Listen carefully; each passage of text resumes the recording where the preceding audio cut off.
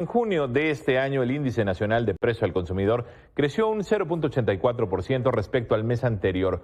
Con este resultado, la inflación general anual se ha ubicado en 7.99%. Así lo informó el Instituto Nacional de Estadística y Geografía. Se trata del mayor nivel inflacional anual desde enero del 2001. Asimismo, es el nivel más alto para este mismo mes desde el año 2000. De acuerdo con datos del organismo, en el mismo mes, en 2021, la inflación mensual habría alcanzado el 0.53% y la anual del 5.88%. Y para poder ahondar un poco más en situaciones como esta, tenemos justamente a la coordinadora de Comercio y Mercado Laboral del Instituto Mexicano para la Competitividad, Ana Gutiérrez. Cuéntenos, por favor, cómo podemos ver esta situación, estas nuevas perspectivas. Ya no nos alcanzará. Está el anuncio, la previsión de Banco de México de que seguirán subiendo su tasa de interés. ¿Cómo está? Muy buenas tardes. Buenas tardes, muchas gracias por la invitación. Pues sí, el dato de hoy definitivamente fue, de cierta manera, una noticia que no es la que queríamos, en particular porque ya este 7.99% vuelve a ser un máximo en más de 20 años, bueno, casi 20 años más, de hecho, desde enero de 2001. Y eso rompe la esperanza de que fuéramos ya en una tendencia a la baja de recuperación. Esta tasa es más alta que la vista en el mes pasado y definitivamente es un impacto fuerte para el poder adquisitivo de los mexicanos, ¿no? Y en particular en el IMCO lo que quisimos hacer es ahondar en el análisis del impacto de esta inflación sobre los bolsillos de los mexicanos para ver cómo cambia el efecto al diferenciar por nivel de ingresos. Y lo que vimos lamentablemente es que la inflación resulta ser un impuesto regresivo, lo cual significa que le afecta más a los hogares del primer decil, que son los hogares que son los que menos recursos tienen. El 10% de hogares con menores recursos en el país sufren también más a raíz de la inflación, ¿no? Esta inflación de 7.99% se traduce a la hora de ver la canasta de consumo de los diferentes hogares en una inflación de 9.78% para los hogares con menores recursos y una inflación todavía alta para las familias con altos recursos, pero mucho menor, de 7.92%. Y esto definitivamente es preocupante porque nos habla de que no solo hay un impacto diferenciado y mayor para aquellos que tienen menores recursos, sino que esto se está agravando.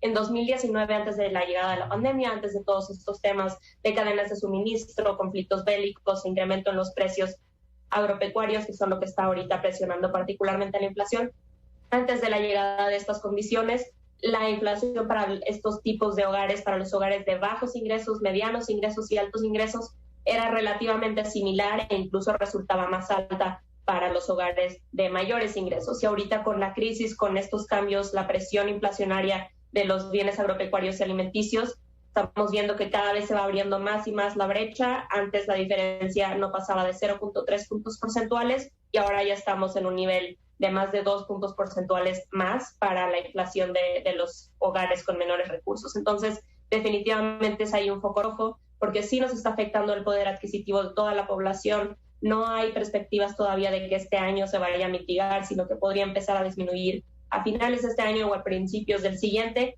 y además está afectando más y generando más rezagos en los hogares que de por sí ya estaban más vulnerables. Entonces, lo que intentamos hacer aquí es poner un foco rojo sobre los pendientes que hay y dónde está atacando más la inflación.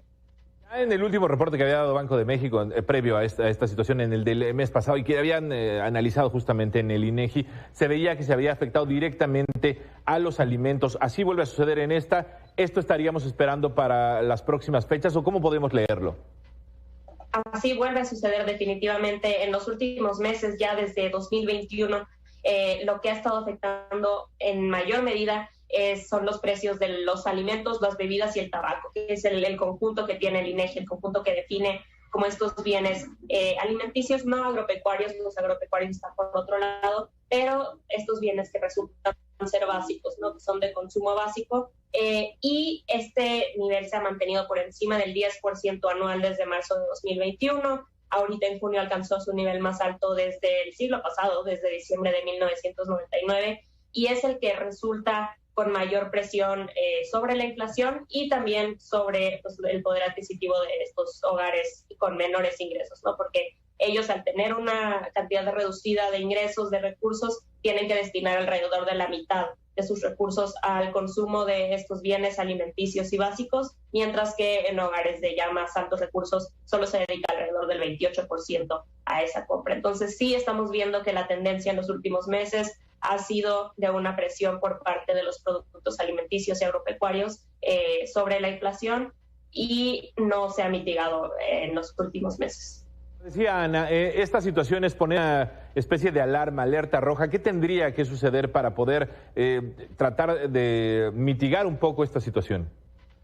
Pues mira, en primer lugar, lo que tenemos que tener en mente siempre es que lamentablemente, como este fenómeno es un fenómeno de inflación global, sí se están llevando a cabo medidas en la política monetaria, el incremento en la tasa de interés de referencia, etcétera, pero estos tienen resultados que no son necesariamente inmediatos, ¿no? Por eso vemos las perspectivas de que todavía falten meses para la mitigación y la reducción de las tasas de inflación, pero lo que podemos hacer y tenemos que hacer tanto en momentos de crisis como en momentos de estabilidad económica es fomentar la competencia económica, ¿no? Esto es un elemento fundamental para tener estabilidad y precios adecuados y los mejores precios para los consumidores mexicanos, ¿no? La competencia económica, de la cual en México está a cargo la COFESE, cuya autonomía es importantísimo mantener, pero la competencia económica permite que haya reglas del juego iguales para todas las empresas, para que al final del día puedan ir ofreciendo más productos a mejores precios y entre ellos se peleen, digamos, para ofrecer los mejores precios a los consumidores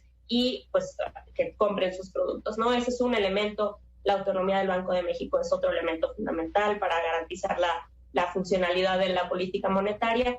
Y también hay que hablar de este hecho del impulso, por un lado, a la inversión, porque para generar más productos, más oferta de bienes que resulten en mejores precios, hay que generar más negocios que los ofrezcan. Entonces, eso es una parte. Y para esta mitigación del impacto de la inflación sobre los más vulnerables, pues es importante también tener en cuenta los programas sociales, ¿no? Que lamentablemente en periodos recientes no han estado suficientemente focalizados y no han ido a quienes realmente lo necesitan. Entonces ahí una estrategia social, de programas sociales que realmente vayan a quienes más necesitan los apoyos y los recursos es fundamental. ¿Hace falta incentivar el mercado en ese sentido?